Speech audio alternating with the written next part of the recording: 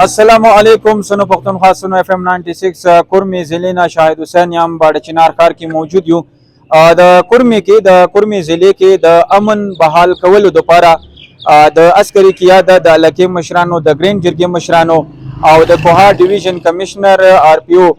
د کرمی ضلع ته راغلي دي او مختلفو علاقو دوري کوي او د جرګې کومه لړۍ د کومه سلسله دغه هم روانه ده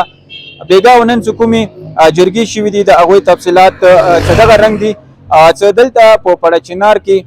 د 2 میاشتو راهیسې کوم د ټل پړچنار کوم مین سړک ته هغه بند دی د دې لپاره فریقین او د ضلعي انتظامي ترمنځ خبرې اترې شوي دي او د دې کولولو لپاره کوم هلې ځلې دي هغه د شروع کولو باندې اتفاق هم شوی دی د کوهټ کمشنر چې کوم دی هغه یو امید ښکاره کړی دی چې کرمي کې به دوباره هم زر تر زر راشي او د کوم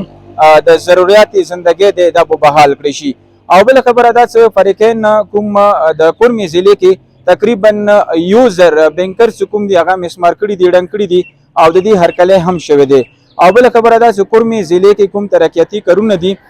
کوم د ضلعي محکمو اجلاسونه به کیږي او د کوهاټ ډیویژن کمشنر دی د مختلفو علاقو دورې به هم کوي عسکري قیاده د هم ویلي دي چې په کرمي کې د امن بحال کولو لپاره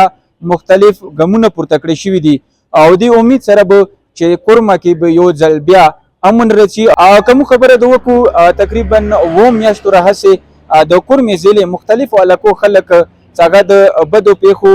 او د ټل پړچنار کوم لاره د دې تړلو لوجه مختلفو مشکلاتو سره مخامخ دي د علاقې عوام د هم مطالبه دي چې ټل پړچنار چې کوم روډ د سړک دی هغه د کلاو کړی شي او محفوظ د جوړ کړی شي چې کوم دلته تقریبا 2 میاشتو راهیسې کوم ځپلي خلک دي مختلفو مشکلاتو وجنه